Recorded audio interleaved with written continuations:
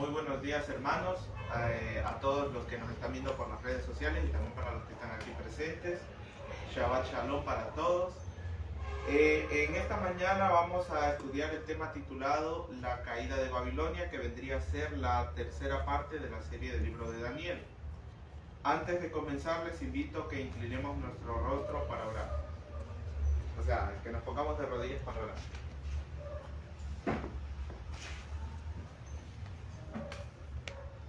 Padre Yahweh que estás en el cielo, gracias por este santo Shabbat que tú nos permites. Padre eterno, te pedimos que en esta mañana tú nos des sabiduría y entendimiento para poder comprender las valiosas lecciones que tú nos has dejado en tu palabra y que podamos entender que no es solamente una historia, sino que también es una advertencia para cada uno de nosotros. En el nombre de Yahshua lo pedimos. Amén. Amén. Amén. Amén.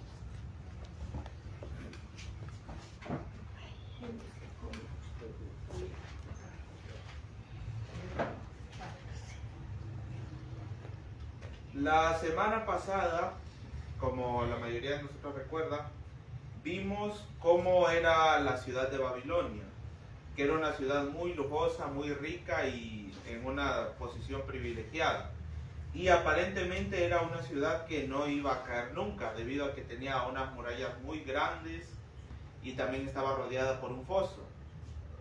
Pero vamos a ver lo que la Biblia nos profetiza sobre aquella ciudad.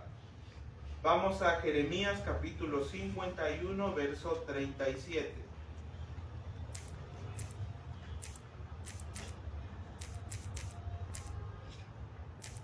Jeremías capítulo 51, verso 37. 37. Sí.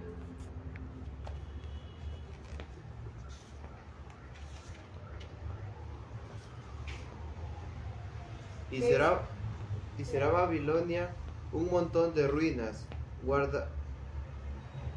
guarida de chacales, objeto de espanto y burla, sin morador alguno. ¿Qué es lo que podemos encontrar aquí? Vemos un gran contraste con lo que para ese momento era Babilonia. Era prácticamente la nación más poderosa del mundo. Y la Biblia, en ese momento, el profeta Jeremías había escrito que Babilonia se convertiría en ruinas. Vamos a ver el día de hoy cómo fue que esto llegó a ser así. Ahora les invito a que busquemos en Daniel capítulo 7, verso 4.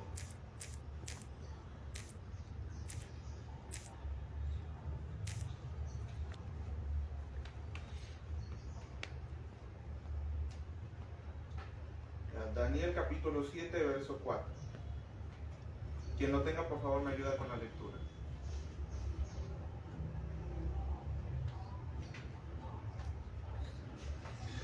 La primera parecía un león, con las alas de águila.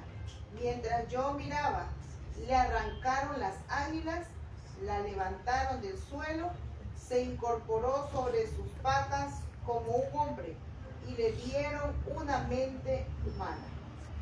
¿Qué nos quiere decir? Como la semana anterior vimos la primera parte de este texto bíblico. Cuando se nos habla de que la bestia tenía alas de águila, o sea, y era fuerte, ¿eso a qué hacía referencia? Claramente era referencia al reinado de Nabucodonosor. La semana pasada también vimos cómo Nabucodonosor conquistó y hizo grande a Babilonia.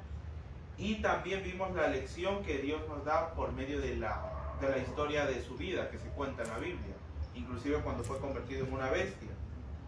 Y como vimos, se nos cuenta que Nabucodonosor mismo cuenta en Daniel capítulo 4 que le fue dada una grandeza aún más grande que al principio, en sus últimos días. ¿Esto por qué? Porque él se convirtió al Dios verdadero y lo aceptó, dejó de lado la adoración a los ídolos. Y aquí la segunda parte que se nos habla, cuando le fueron arrancadas sus alas, ¿qué nos quiere decir? Como vimos, las alas, ¿qué simbolizaban? Simbolizaban la rapidez y la fuerza en la conquista, igualmente con el león. Pero aquí, ¿qué nos dice? Las alas le fueron arrancadas y le fue dado un corazón de hombre. O sea que nos da a entender que aquí Babilonia ya entra en decadencia, ya se debilita.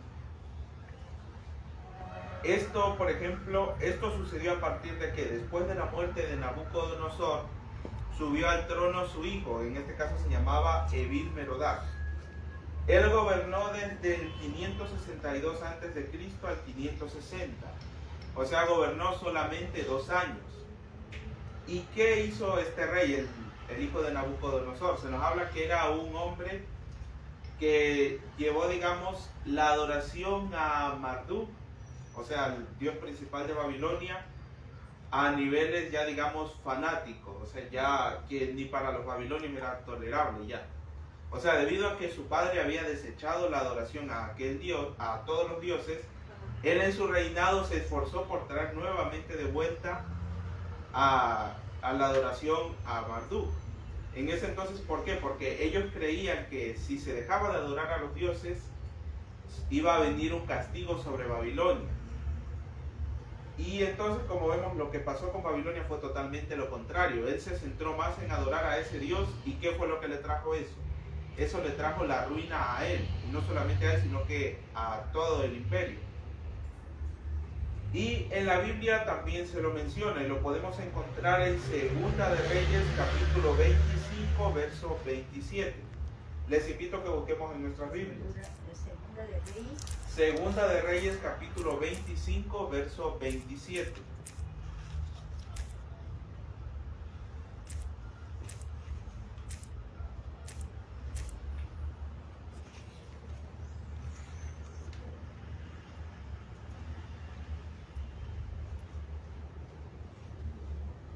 Aconteció en el año 37 del cautiverio de Joaquín, rey de Judá, en el mes 12º, a los 27 días del mes, que Evil-Merodach, rey de Babilonia, en el primer año de su reinado, liberó a Joaquín, rey de Judá, sacándolo de la cárcel. Recordemos aquí el rey Joaquín. O sea, ¿quién era Joaquín? Era cuando fue llevado cautivo desde Jerusalén, él era príncipe en ese momento todavía. Recordemos cuando llevaron a los cautivos a Babilonia. Y por alguna razón Joaquín fue preso, o sea, estuvo preso. Y aquí se nos habla que cuando Evil-Merodach ascendió al trono, Joaquín llevaba 37 años preso. O sea, había pasado todo ese tiempo en prisión. Recordemos que el pueblo de Israel, después de que fue llevado cautivo, tuvo varios intentos de independizarse del poder de Babilonia. Y es por eso que Nabucodonosor manda por segunda vez a su ejército para que destruyan por completo a Jerusalén. Se nos dice también que este rey, Evil-Merodach, cuando aún era un príncipe, ya cuando Nabucodonosor estaba anciano, y se había convertido al Dios verdadero, él dice que trató de quitarle el trono, o sea, trató de derrocarlo. Pero lo que Nabucodonosor hizo fue meterlo en prisión, y allí se dice que conoció a Joaquín y años después lo liberó. Entonces vemos, este rey lo que hizo, ¿qué fue? Fue tratar de eliminar varias de las acciones que había hecho su padre, porque obviamente en el reino todas las personas no estaban de acuerdo, y obviamente fue un escándalo que el rey de Babilonia dejara de adorar a los dioses por irse por un dios extranjero, porque ellos miraban con desprecio a los judíos, tal como lo vemos reflejado en la historia de Daniel. Vemos que a lo largo de la vida de Daniel tiene muchas dificultades, y muchas de las veces eso fue causado por varios hombres de allí, poderosos de Babilonia, que no estaban de acuerdo con él y que consideraban a los judíos como un peligro inclusive. Se nos dice que Evil-Merodach fue incompetente tanto en las cuestiones de Estado, o sea, en gobernar como rey, e inclusive se nos dice que descuidó también a su familia. O sea, en otras palabras, su obsesión llegó a un nivel enfermizo. Y se nos habla también que en ese momento, dentro de la familia de Nabucodonosor, de los descendientes, comenzó a surgir división. O sea, se dividió principalmente en dos facciones o en dos grupos. La una era el grupo del rey que en ese entonces gobernaba, de Evil-Merodach, y la otra facción era liderada por la hija mayor de Nabucodonosor. que en este caso era la princesa Casaya. Casaya estaba casada con Nebuzaradán. Nebuzaradán era un general del ejército de Nabucodonosor, que por supuesto también la Biblia nos menciona a este hombre en Jeremías capítulo 39, verso 13. Les invito a que busquemos en nuestras Biblias. Jeremías capítulo 39, verso 13.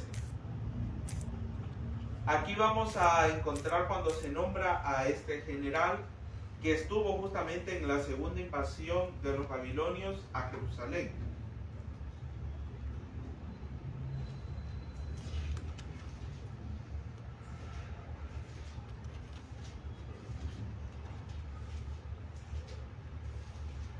Por tanto, Nebuzaradán, capitán de la guardia, el jefe de los eunucos, Nebuzaradán, el alto funcionario, Nergal, Saracer y todos los jefes del rey de Babilonia. Ya, como podemos ver aquí, en la Biblia podemos comprobar que este personaje existió, y en la historia también. ¿Qué pasó? Entonces llegó un punto en que la tensión entre estos dos grupos, por esta disputa de poder que había en la corte, llegó un momento en el que ya esa tensión, digamos, llegó a su punto más álgido. ¿Y qué fue lo que sucedió?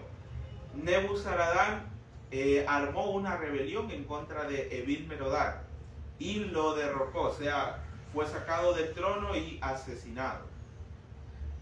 Después de eso, obviamente, ascendió al trono Nebuzaradán, pero el reinado de él también duró muy poco, porque gobernó solamente 4 años. O sea, aquí, ¿qué es lo que podemos ver? Cuando el verso bíblico nos habla que a la bestia le fueron arrancadas sus alas y le fue dado un corazón de hombre, ¿qué nos daba a entender? Debido a la ambición de los sucesores de Nabucodonosor, Babilonia poco a poco fue perdiendo el poder que tuvo en un principio.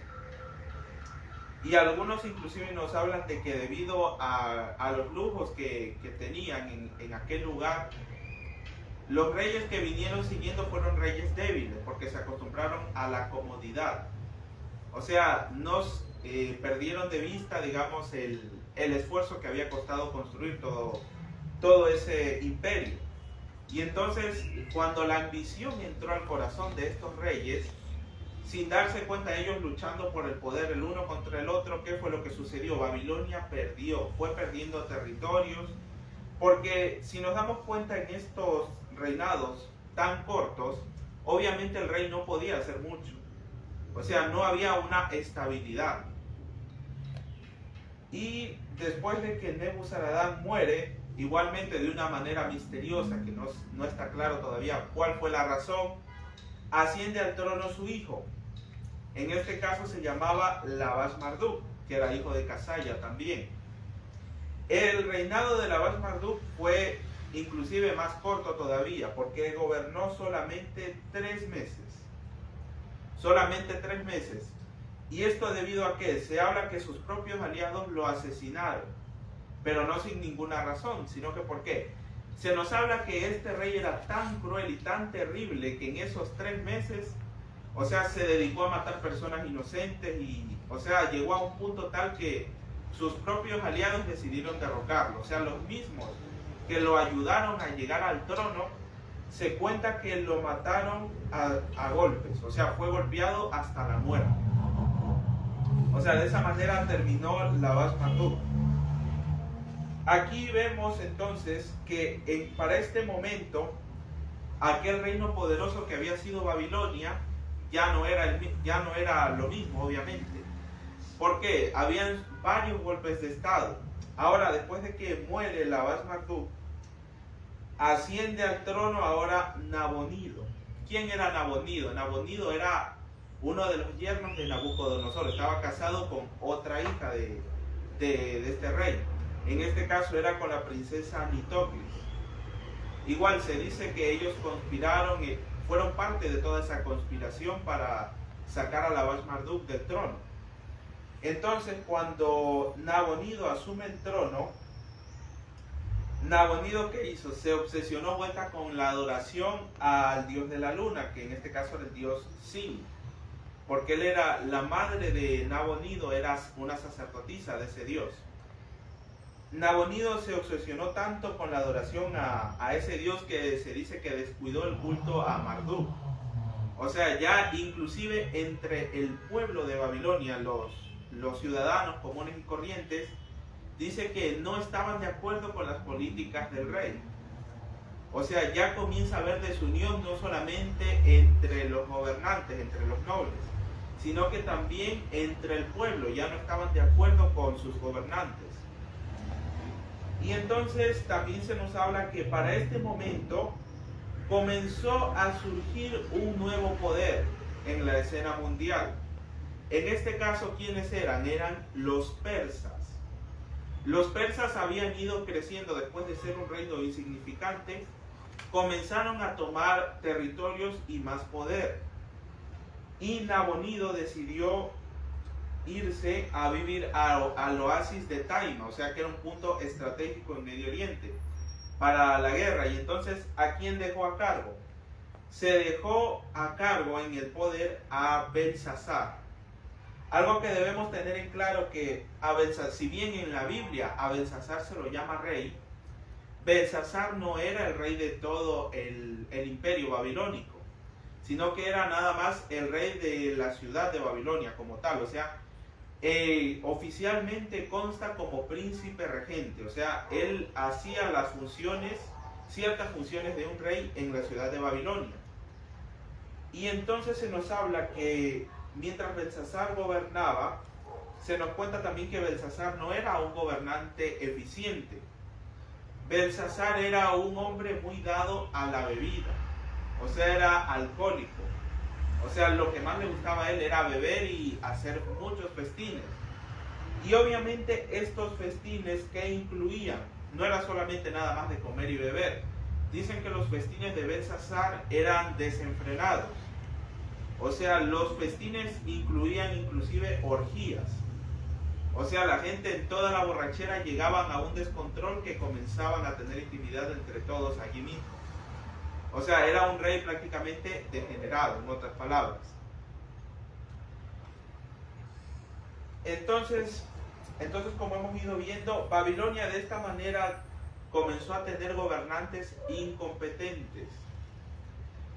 Y aquí vamos a ver que en la Biblia se nos menciona a quién sería el que conquistaría Babilonia 150 años antes de que sucediera. Les invito a que busquemos en Isaías capítulo 45, verso 1. Busquemos en nuestras Biblias. Isaías capítulo 45, verso 1.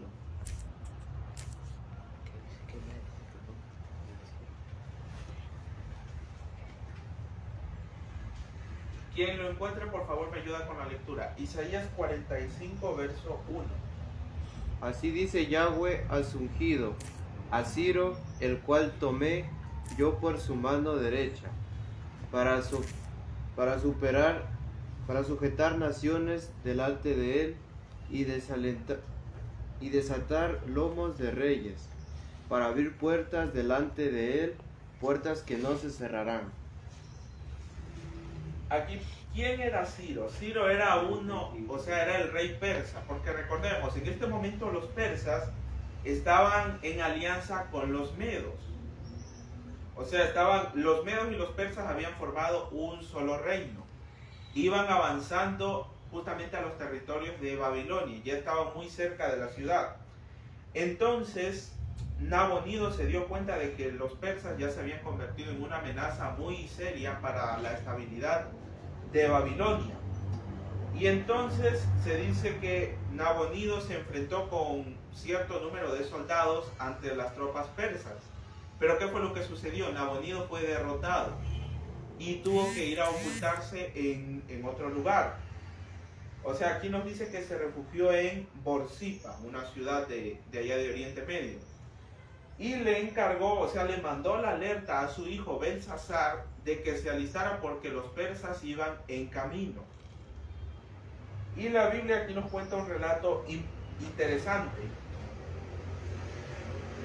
Belsasar, cuando oyó la noticia de que los persas venían, Belsasar, ¿qué fue lo que hizo? Se dedicó a beber. O sea, él se confió de que las murallas de la ciudad eran grandes y que obviamente los persas no iban a poder cruzarlas. Si recordamos, las murallas eran... A ver, déjenme ver un momento. Aquí está, las murallas medían 105 metros de alto y 261 metros de ancho.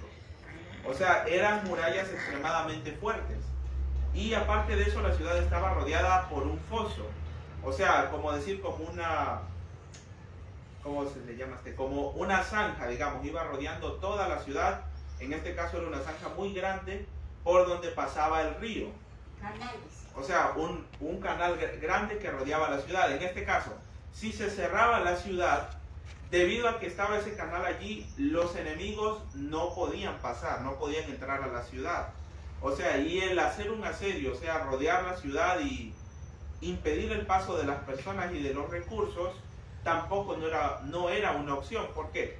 Si en un caso llegaran a cercar Babilonia, dentro de la ciudad tenían abastecimiento de agua. ¿Por qué? El río Éufrates se lo había desviado para que pasara por en medio. Entonces ellos tenían agua, alimento e inclusive podían cultivar más alimento dentro de la ciudad. O sea, aparentemente Babilonia era una ciudad inexpugnable, o sea, no podía caer por ningún motivo, humanamente. Y voy a dar lectura de una cita que comenta nuestra hermana Elena de Huay en Profetas y Reyes, que dice así: en su orgullo y arrogancia, con temerario sentimiento de seguridad, Belsasar hizo un gran banquete a 1000 de sus príncipes, y en presencia de los 1000 bebía vino. Todos los atractivos ofrecidos por la riqueza y el poder aumentaban el esplendor de la escena.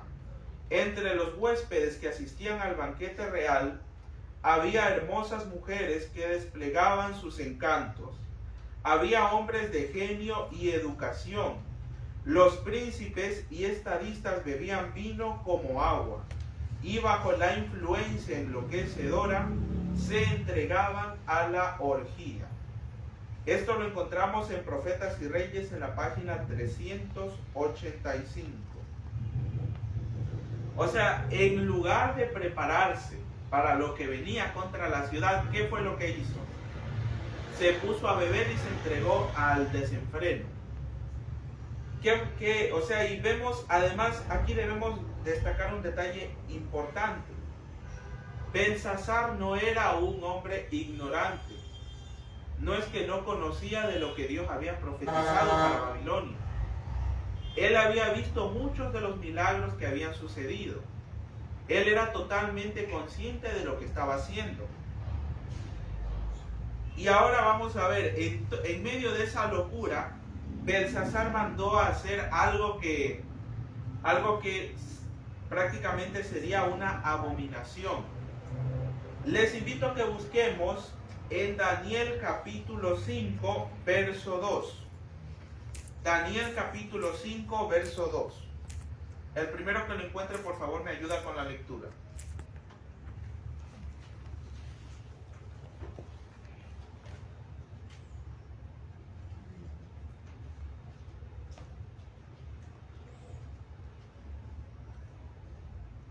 Bajo los efectos del vino, Baltasar mandó traer los vasos de oro y plata que su padre Nabucodonosor se había llevado del templo de Jerusalén, para que bebieran en ellos el rey, sus designatarios, sus mujeres y sus concubinas.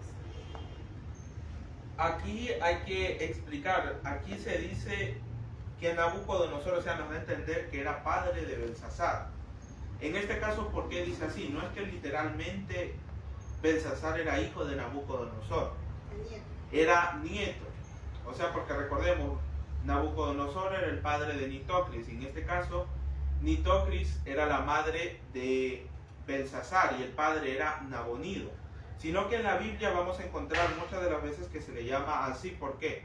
Porque en el momento que se escribió la Biblia no existía todavía la palabra que nosotros designamos en nuestro idioma como abuelo o abuela, sino que en este caso a los antepasados masculinos se les llamaba padre.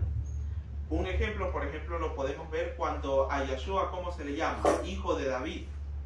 Y como sabemos, no es que era literalmente hijo del rey David, sino que era descendiente por esa línea. Ya, y en este caso, ¿qué fue lo que vemos aquí lo que hizo Belsasar? Nos habla de que en aquel banquete estaban todas sus mujeres, o sea, sus esposas y sus concubinas, o sea, él había mandado a traer de su harén a todas sus mujeres para que estuvieran allí en el banquete. Obviamente ya sabemos que no era solamente bebiendo y comiendo, sino que, como nos comenta la hermana Elena, se entregaron a una orgía, o sea, estaban haciendo actos inmorales allí. Y en medio de ese desenfreno, Belsasar mandó a que se trajeran los artefactos sagrados. O sea, lo que Belsasar mandó a que trajesen era lo que estaba en un pasado en el templo de Jerusalén. O sea, aquí lo que manda a traer es lo que mucho tiempo atrás Salomón había mandado hacer para el templo.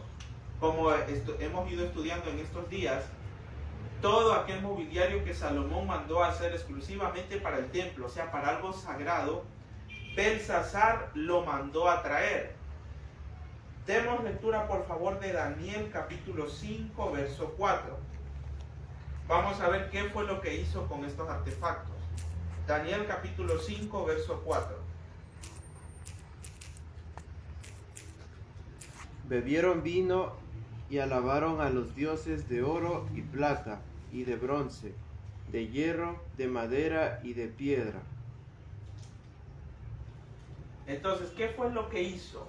Encima de que estaba en ese acto inmoral, manda a traer los artefactos sagrados y todavía brinda en esos vasos en honor a otros dioses. O sea, eso era prácticamente sacrilegio.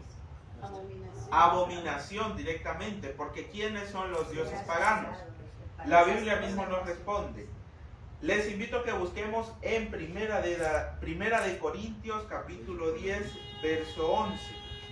O sea, capítulo 10 verso 21, perdón. Primera de Corintios capítulo 10 verso 21.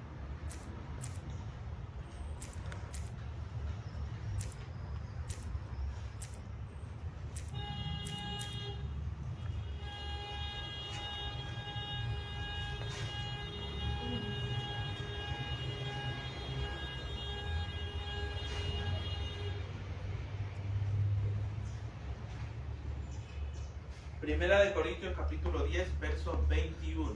No pueden beber de la copa del ladrón y de la copa de los demonios. No pueden practicar de la mesa del Señor y de la mesa de los demonios. ¿Qué nos está diciendo aquí la Biblia claramente? Que no podemos participar de ambas cosas. Como también nos dice en otro verso bíblico, no podemos servir a dos señores.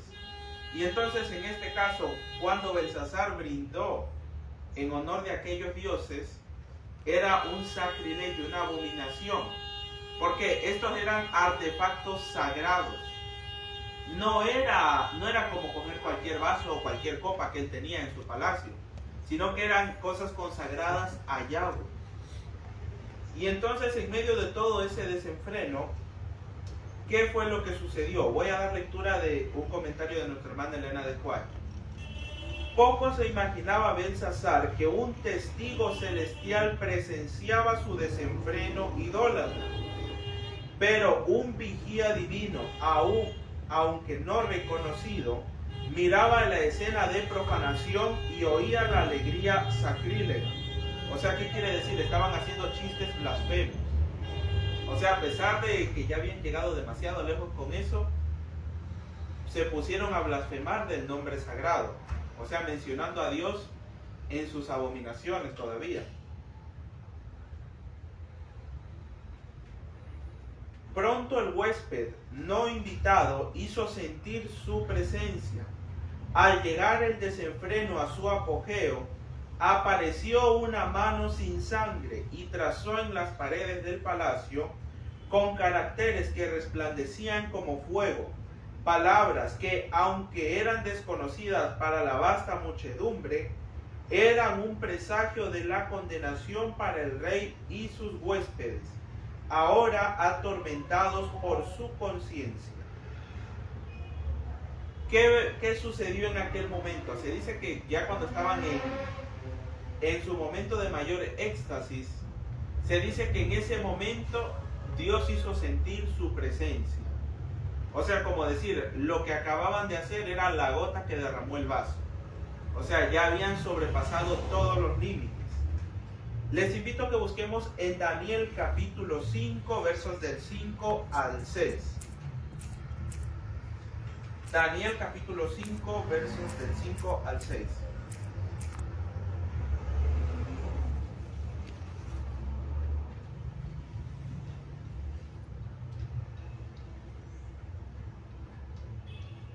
En aquella misma hora aparecieron los dedos de una mano de hombre que escribía delante del candelabro.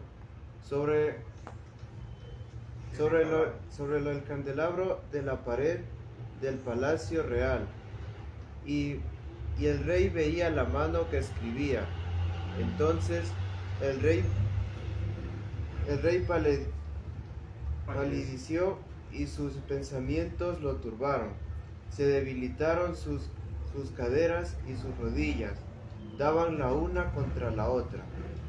Imaginémonos por un momento aquella escena, ellos en su momento de éxtasis, y entonces aquí se nos describe claramente el verso bíblico, o sea, habían mandado traer también el candelabro sagrado.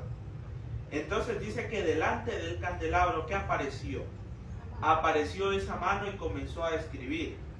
¿Y qué nos dice? Que esa escritura resplandecía como fuego. Y en ese momento, todas aquellas personas que estaban riéndose y festejando, dice que cayó sobre ellos un terror indescriptible. Inclusive notemos aquí la descripción que se nos da. ¿Cómo estaba el rey? El rey palideció. O sea, se puso pálido y temblaba tanto que sus rodillas chocaban la una contra la otra. O sea, ¿por qué tenía tanto miedo? Recordemos que él no era una persona ignorante. Recordemos de qué había sido testigo Belsasar. Él había visto, por ejemplo, había escuchado, por ejemplo, de el milagro de los jóvenes en el horno de fuego, o probablemente lo haya visto, la Biblia no nos especifica. También, más importante, tuvo un testimonio directo de parte de ¿quién? De su abuelo, porque él vio lo que le sucedió a su abuelo por despreciar al Dios único. O sea, él había tenido todas estas advertencias, todos estos testimonios, o sea, había tenido evidencia suficiente para darse cuenta que el Dios verdadero es Yahweh. O sea, había tenido oportunidades suficientes para obedecerle. Pero ¿qué hizo él? Él con todas esas oportunidades, ¿qué hizo? Las malgastó, las pisoteó, las dejó de lado. Nos dice aquí una cita. Acallada quedó la ruidosa alegría, mientras que hombres y mujeres dominados por un terror sin nombre, miraban cómo la mano trazaba lentamente los caracteres misteriosos. Como en visión panorámica desfilaron ante sus ojos los actos de su vida impía. Les pareció estar emplazados ante el tribunal del Dios eterno, cuyo poder acababan de desafiar, donde tan solo unos momentos atrás habían prevalecido la hilaridad y los chistes blasfemos. Se veían rostros pálidos y se oían gritos de miedo. Cuando Dios infunde miedo en los hombres, no pueden ocultar la intensidad de su terror. Esto lo encontramos en Profetas y Reyes en la página 386. Esto automáticamente ¿a qué nos recuerda? Recordemos cuando estudiamos el conflicto de los siglos. Algo similar va a suceder en el futuro, cuando Yahshua vuelva por segunda vez a ejecutar la sentencia sobre los impíos, y también Esto nos hace referencia también a otro evento importante que es el cierre de la gracia. Les invito a que busquemos en Apocalipsis capítulo 22, verso 11. Y no pierdan ahí el libro de Daniel, ténganlo ahí señalado, no lo pierdan. Busquemos en Apocalipsis capítulo 22, verso 11.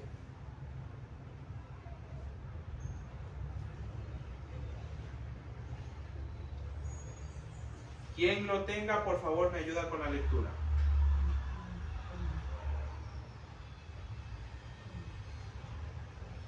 Apocalipsis 22, verso 11.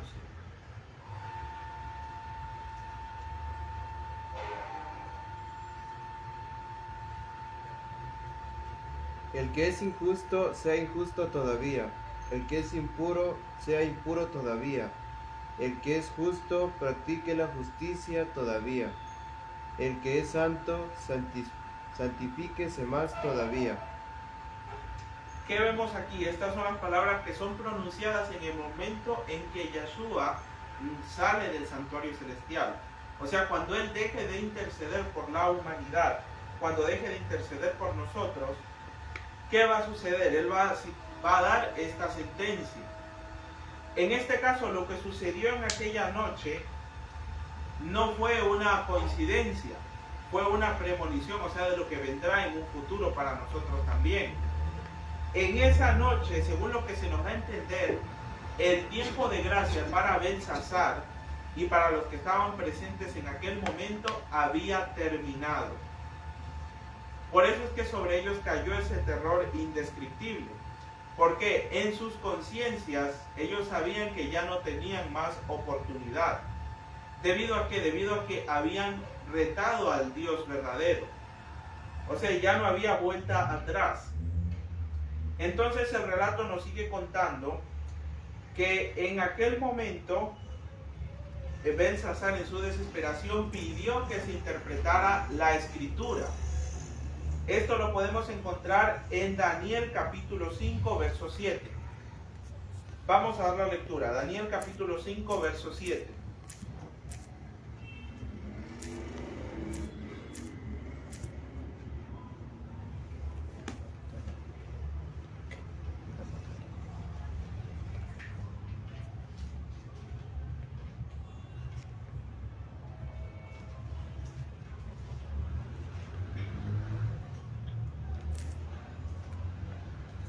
Ya, quien lo tenga, por favor, me ayuda leyendo. Daniel capítulo 5, verso 7.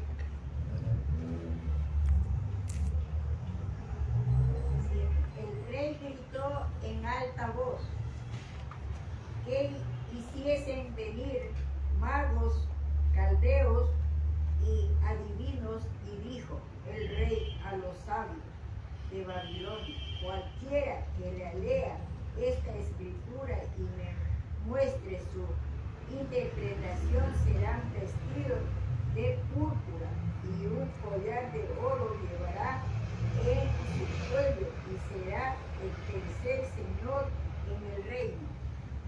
Vemos aquí, esta oferta era una oferta tentadora porque era el tercer lugar en el reino. Pero esto, ¿por qué lo ofrecía Belsasar? Era porque estaba en desesperación. Y ahora, ¿cómo nosotros podemos saber si es que ellos eran conscientes? O sea, si las personas que estaban allí eran completamente conocedoras de lo que estaban haciendo. Más adelante, en los versos 11 y 12, se nos habla de que la reina, o sea, más adelante, siguiendo los versos, antes del 11 y del 12, y en ese también, se nos habla de que la reina, en este caso, que era la princesa, la reina Nitocris, que era hija de Nabucodonosor, se acordó de Daniel. O sea, probablemente vemos que ella recordó cuando su padre Nabucodonosor había tenido esos sueños y él había sido el único que los había podido interpretar. Y vamos a ver aquí en Daniel capítulo 5, versos del 11 al 12.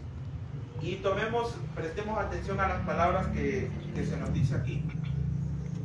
Por favor, quien lo tenga me ayuda con la lectura. Daniel capítulo 5, versos 11 y 12.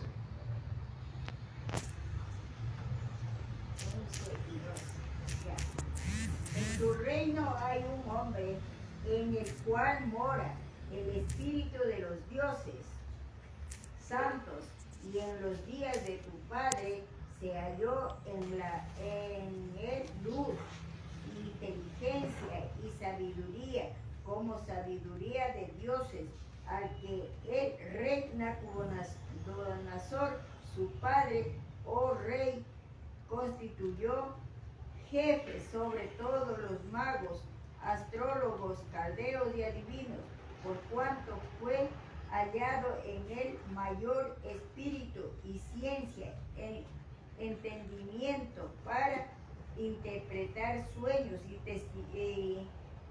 descifrar enigmas y resolver dudas.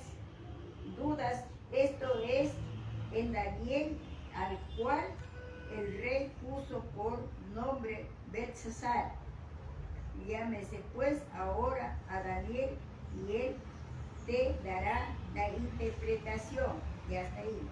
Notemos aquí las palabras de la reina. ¿Qué estaba diciendo ella en ese momento? En tu reino hay un hombre en el que mora el espíritu de los dioses santos. O sea, ¿qué nos está dando a entender con esas palabras? Que todas las personas presentes en aquel lugar eran conocedoras, o sea, habían visto todos los milagros que Dios había hecho. Y ahora ya como estaban perdidos y estaban asustados en su hora de apuro, ahora sí se acordaron de Daniel. Ahora recién querían escucharlo. En ese momento, según lo que la Biblia nos cuenta, Daniel no se encontraba en el palacio como tal. Recordemos que Nabonido, en este caso era el rey, se había ido a otro lugar. Y obviamente Daniel, al ser uno de los ministros del rey, tuvo que ir tras él. O sea, tuvo que acompañarlo. Y entonces cuando Belsasar lo manda a llamar, o sea, en ese momento Daniel se encontraba en Susa, en la provincia de Elam. Esto lo podemos verificar en Daniel 8, 1 y 2 y el verso 27. Entonces, se nos cuenta también que es muy probable que la invasión de los persas sea lo que le haya hecho volver a Daniel. O sea, para este momento ya los persas prácticamente estaban a las puertas de la ciudad. Y notemos aquí las palabras con las que Daniel le responde al rey cuando ya se presenta ante él. Demos lectura por favor de Daniel capítulo 5, verso 17. Daniel tomó la palabra y respondió al rey: quédate con tus regalos y da tus obsequios a otros, pues yo de igual manera leeré e interpretaré al rey este escrito. ¿Qué nos está dando a entender? Que su interpretación no iba a depender de los favores del rey. ¿Qué es lo que podemos notar aquí? ¿Qué lección se nos da? Cuando nosotros vamos a hablar sobre la palabra de Dios, no debemos modificar el mensaje por conveniencia. Porque Daniel tranquilamente podría haberle dicho algo que al rey le hubiera agradado y hubiera ganado ese puesto. O sea, porque normalmente el ser humano tiende a ser así. Pero vemos que Daniel se mantuvo firme en la verdad. O sea, su interpretación, o sea, al decirle esto al rey, le estaba manifestando que su interpretación no dependía del pago o del cargo que se le fuera a conceder, sino que dependía únicamente de quién, de la voluntad de nuestro Padre Celestial. Entonces, vamos a leer en Daniel capítulo 5, versos del 25 al 28. ¿Qué es lo que nos dice allí? ¿Cuál era la interpretación de la escritura? Por favor, quien lo tenga me ayuda con la lectura. Lo que está escrito es: Mene, Tekel. Mene, Tekel. Es que esta es versión claro, otra versión católica. Es Tekel y Pérez. Y esta es su interpretación. Mene, Dios ha contado los días de tu reino y las has puesto fin. Tekel, has sido pesado en balanza y te falta peso. Uparsi, tu reino se ha dividido y ha sido entregado a medos y persas. Imagínense, el terror del rey se debió haber vuelto aún más grande al escuchar esa noticia. O sea, ya con eso, a pesar de que en un principio él no sabía el significado de la escritura, en su subconsciente él estaba completamente, o sea, él sabía que su tiempo de gracia ya había terminado. Y entonces, cuando Daniel le da el significado de la escritura, ¿qué pasó allí? En ese momento ya quedó prácticamente aún más confirmado lo que él ya temía. Y vamos a ver qué se nos cuenta en el verso 30, Daniel capítulo 5, verso 30. Aquella misma noche fue asesinado Baltasar, el rey de los caldeos. ¿Qué se nos cuenta entonces? Que en aquella misma noche él perdió la vida.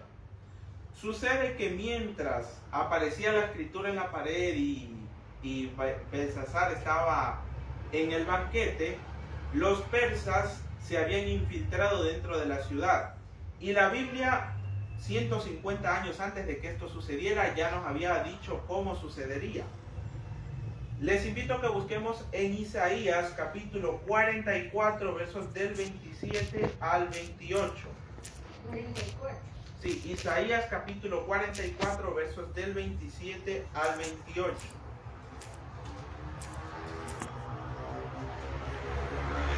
Yo soy el que dice a las profundidades, secaos, yo haré secar tus ríos. Yo soy el que dice así, yo soy el que dice de Ciro, es mi pastor y cumplirá todo lo que yo quiero al decir a Jerusalén, serás edificada y el templo será puesto a tus cimientos. Aquí lo que tomemos en cuenta la primera parte del verso que dice, secaos, yo haré secar tus ríos. ¿Qué nos estaba queriendo decir? La historia nos cuenta, en este caso el historiador Heródoto, nos cuenta que Ciro, cuando estaba cerca de Babilonia, el caballo de Ciro se ahogó en el río. Y entonces él en su afán por vengarse del río, como él lo decía, por dominar aquel río, ¿qué mandó a hacer? Mandó a cavar unos canales. A ver, nos dice... Mandó a que sus soldados cavaran 540 canales para desviar el cauce del río. Él en su afán por vengarse o dominar el río, él mandó a hacer esto. Pero él no se dio cuenta que había logrado una gran hazaña militar. Al desviar el cauce del Éufrates, el foso que pasaba por las murallas, alrededor de las murallas, y el río que entraba bajo las puertas, obviamente el nivel se redujo. Y entonces con eso él, ¿qué pudo hacer? Cuando llegó a Babilonia, con él y un grupo de soldados pasaron bajo las puertas. En este caso, ¿por qué? Porque ya no estaba el agua que les impedía el paso, sino que pudieron entrar a la ciudad en medio de la noche. Y como los guardias que estaban a cargo de la seguridad estaban también borrachos, imagínense cómo iban a luchar, era imposible. Los persas los vencieron fácilmente y abrieron las puertas de la ciudad y pudieron entrar. Y entonces cuando Belsasar recibe la interpretación de la escritura, ya para ese momento los persas ya estaban prácticamente dentro del palacio. O sea, a Belsasar le fue dada la interpretación y en ese momento los soldados entraron a donde él se encontraba. Y obviamente, ¿qué sucedió allí? Esa noche fue asesinado él. O sea, y por eso podemos dar por concluido que en esa noche la dinastía de Nabucodonosor llegó a su fin. O sea, y juntamente con ellos, ¿qué terminó también? Terminó el imperio babilónico. O sea, esa fue la última noche que existió el imperio babilónico. Pero como recordemos que había una profecía que nos noche Babilonia no fue destruida. O sea, cayó el imperio babilónico, pero la ciudad no fue destruida. La ciudad fue usada también por los persas, posteriormente por los griegos. Inclusive se cuenta que siglos más adelante Alejandro Magno quiso poner a Babilonia nuevamente como la capital del mundo. Pero como sabemos, él al poco tiempo murió y no logró cumplir su objetivo. Y con las sucesivas guerras que hubieron, Babilonia fue finalmente destruida, quedando solamente, quedado gran parte de la ciudad destruida. Y ya no fue la misma ciudad que había sido alguna vez. Y con el pasar del tiempo, los gobernantes que siguieron habiendo en la región, los gobernantes que tuvo Medio Oriente, usaron esta ciudad como una cantera. O sea, ¿qué quiere decir? Usaron a Babilonia como una fuente de material para la construcción. O sea, todas aquellas edificaciones magníficas, el palacio de Nabucodonosor, los jardines colgantes y todo fue desmantelado. O sea, usaron toda esa piedra, esos ladrillos, para construir otras cosas en otros lugares. Y quedó en ruinas, hasta como la vemos el día de hoy.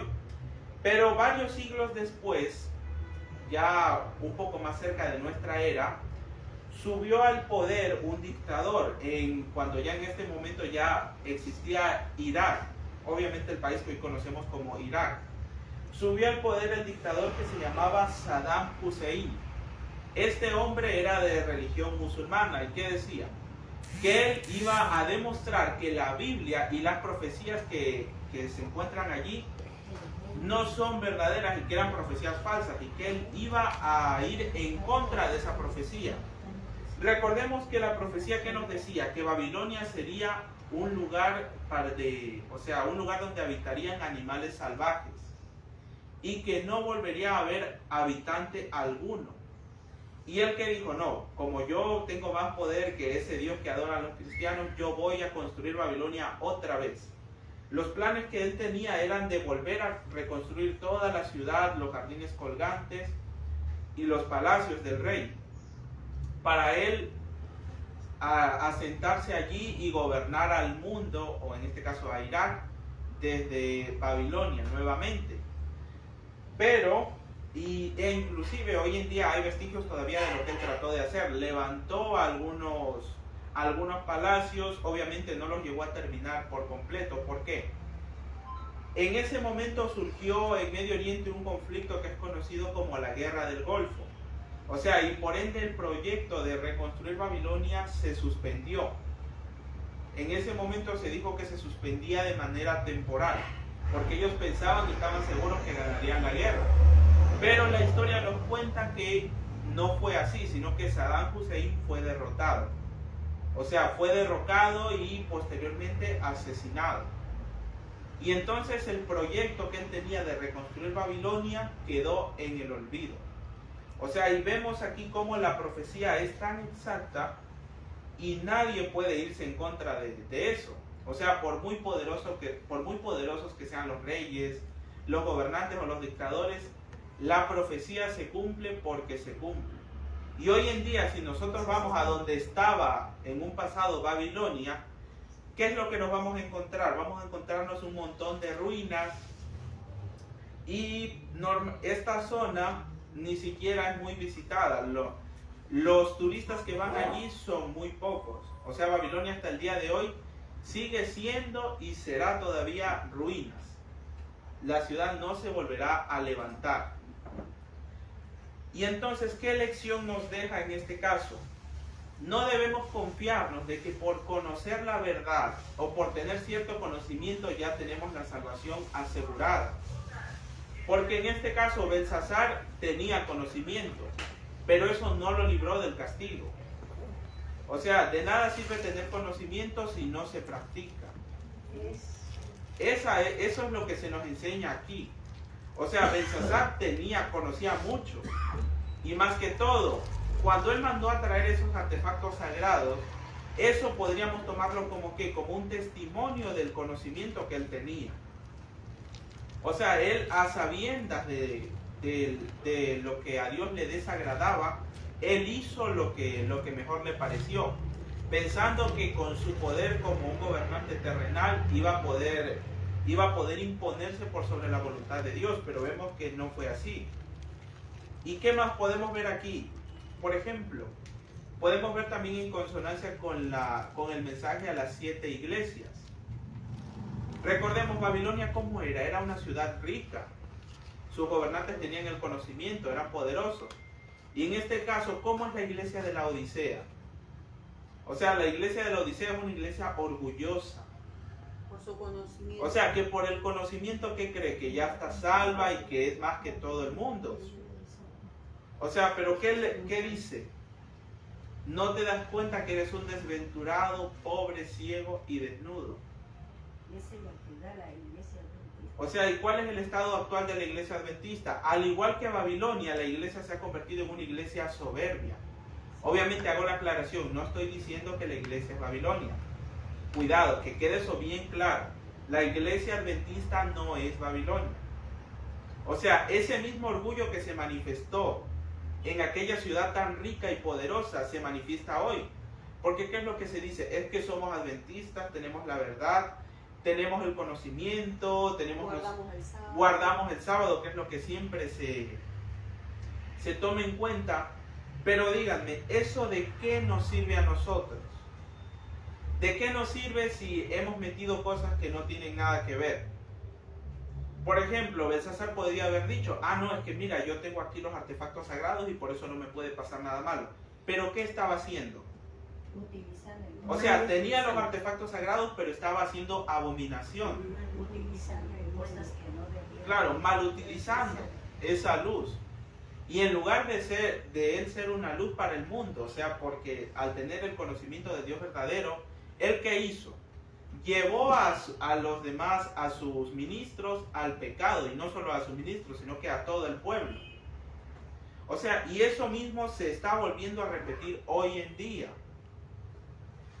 Y qué triste sería que estemos esperando que aparezca esa escritura en la pared para recién darnos cuenta que ya todo se terminó, que ya nuestro tiempo ha acabado. Nosotros todavía nos encontramos a tiempo. La sentencia contra nosotros aún no ha sido dada. O sea, todavía estamos en el juicio, tenemos tiempo de arrepentirnos. No vaya a ser que esperemos que la escritura aparezca. Obviamente hoy en día literalmente no va a aparecer una escritura. Sino que ¿qué va a hacer? Cuando Yahshua dé la sentencia, el que es justo siga siendo injusto y el que es injusto sea injusto todavía. O sea, esa es la gran lección que nos enseña aquí. Y aquí solo hemos visto una parte de eso. La próxima semana vamos a ver ahora del segundo imperio mundial que se levantó. En este caso que sería de los medos y los persas. Y en este caso veremos también otros detalles interesantes que también les comunico que vamos a estudiar también el libro de Esther. El libro de Esther es un libro muy importante que está relacionado también con el libro de Daniel, porque allí se nos da lecciones importantes para el tiempo del fin. Eso vamos a estudiarlo la próxima semana. Espero que la lección haya sido de su agrado y los esperamos para la próxima semana. Hermano, lo que usted da la versión es muy serio y la verdad lo que habla Dios. Dios no es burla. En esa instancia, por ejemplo, lo que estoy escuchando, aprendiendo, es muy bueno. Y se trata también ahí de que hay unos ríos, el Éufrates, otros ríos, son 4 brazos que vienen del Edén. Y ese río Éufrates, ahí arrastraba, dice, oro como arena. Por eso es que ese país creció mucho. Ahora, de eso también aprendemos nosotros que viene también de que abusar del poder, ¿no es cierto? Que dice la Odisea también. La Odisea es la última iglesia en la que estamos hoy. Es la última, las 7 iglesias. de la última. Ahora, nosotros también aprendemos mucho, ¿no? Aprendemos mucho también de Daniel. Daniel ya él interpretó ya lo antiguo, lo antepasado de lo que han habido los reinos de Babilonia.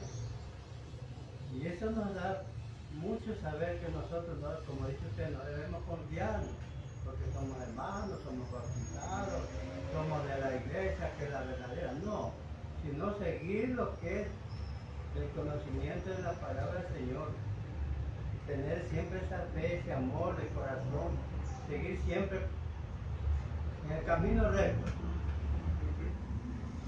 Y como final, recordemos una frase que vi una vez en un video: de nada nos sirve estar advertidos si no estamos convertidos. Porque de nada nos sirve que sepamos, podemos sabernos al revés y al derecho a la profecía, pero si no llevamos a la práctica no nos va a servir de nada.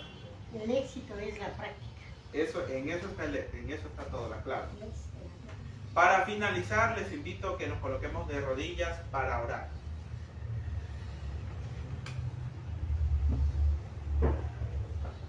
Padre Yahweh que estás en el cielo, gracias por esta oportunidad que tú nos has dado de estudiar tu palabra.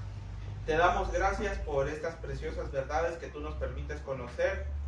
Te pedimos, Padre eterno, que tú nos ayudes a llevar todos estos conocimientos a la práctica. Te pedimos que tú nos ayudes a ser humildes y que saques el orgullo perverso de nuestro corazón. Todo esto te lo pedimos en el nombre de Yeshua. Amén. Amén. Amén. Amén.